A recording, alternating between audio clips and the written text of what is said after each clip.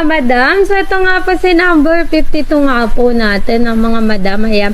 Si number 52 po natin is yung ating faucet wall type, made of stainless steel na nga rin po yan. Yung pinaka-openan niya is pa left side. Then ito naman po yung kanyang pinaka-ano guys, no.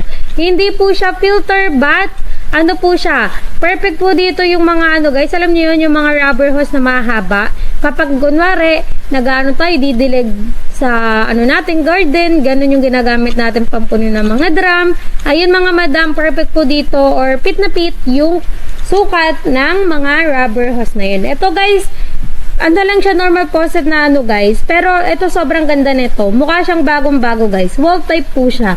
Si number 52 po natin. Okay, number 52. Made of stainless steel.